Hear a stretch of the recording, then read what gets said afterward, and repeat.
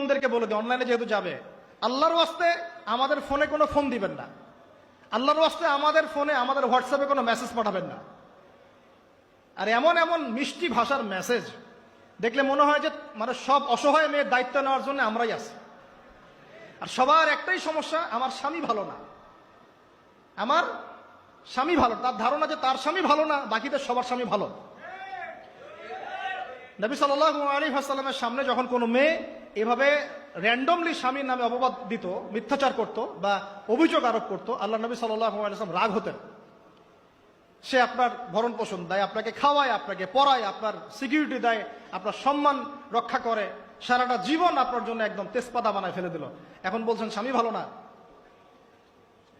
মেয়েদের দিনদার মেয়েদের মধ্যে যে পরিমাণ স্বামীর প্রতি অশ্রদ্ধা, অসম্মান আর কটুবাক্য, সম্মানহানি, গায়রতের খেলাফ কাজ করার যা দৃষ্টান্ত আমাদের সামনে আছে, আর বেদিনদের ব্যাপারে বলার তো আমার ভাষাই নাই।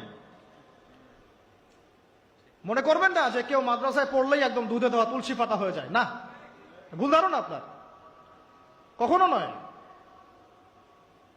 আমরা নিজেরা নিজেদের চরিত্র পবিত্র রাখবো, ইনশাল্লাহ আল্লাহর কাছে পবিত্র মেয়ে চেয়ে নিব। একটা মেয়ে যে স্বামীর সম্মান বোঝে না, সে কিসের স্ত্রী? একটা মেয়ে যে স্বামীর সম্মান বোঝে না, সে কিসের স্ত্রী? আবার একটা স্বামী যে তার স্ত্রীর সম্মান বোঝে না, সে কিসের স্বামী?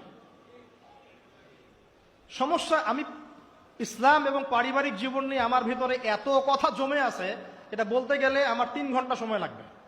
তবে আমি আলাদা করে এটা নিয়ে একটা লেকচার দেব ইনশাল্লাহ। কিছু কিছু বিষয় আপনার চেয়ে আমার বয়স কম হতে পারে, কিন্তু এই বিষয়গুলোতে আমার অভিজ্ঞতা আপনার চেয়ে 10 গুণ বেশি আছে। আর একটা ভুল তো জীবনে করতে যাবেন না, সেটা হলো যে ফ্যান্টাসিতে ভুগে অতিরিক্ত দায়িত্ব নিতে যায় না।